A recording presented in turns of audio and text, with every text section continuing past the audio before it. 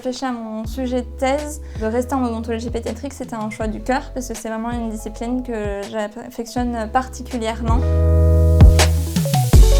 Je suis Mathilde Saint-Jean, je suis docteur en chirurgie dentaire, diplômée depuis janvier 2023. Ma thèse portait sur la santé bucco-dentaire des enfants diagnostiqués d'un cancer.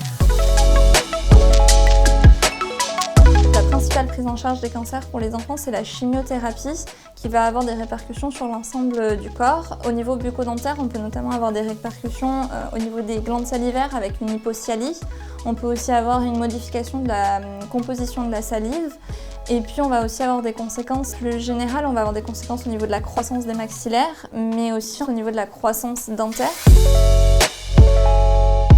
L'étude que j'ai réalisée, elle portait donc sur les enfants qui étaient hospitalisés dans le service d'hématologie et oncologie pédiatrique du CHU de Bordeaux entre décembre 2013 et décembre 2021. L'objectif principal, c'était de décrire l'état de santé bucco-dentaire des enfants diagnostiqués d'un cancer, et l'objectif secondaire, c'était de faire aussi un bilan du besoin de soins chez ces enfants-là.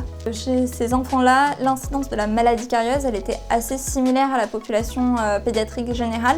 Par contre, on avait des caries non traitées actives en bouche de façon plus importante que chez la population générale, avec un peu moins d'une carie par enfant. La santé bucco-dentaire n'est pas forcément considérée comme la priorité par la famille, par les équipes soignantes autour ou par l'enfant lui-même. On peut aussi considérer du point de vue du dentiste un défaut de connaissance sur comment prendre en charge ces enfants-là qui entraîne un défaut de prise en charge finalement de leur maladie carieuse.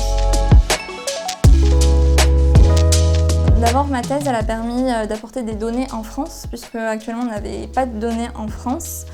Et ma thèse a aussi permis de proposer des recommandations en français, puisqu'elle est basée sur les recommandations américaines, ainsi que sur la littérature sur le sujet, ce qui permet donc d'avoir une base pour quelqu'un qui pourrait se poser des questions.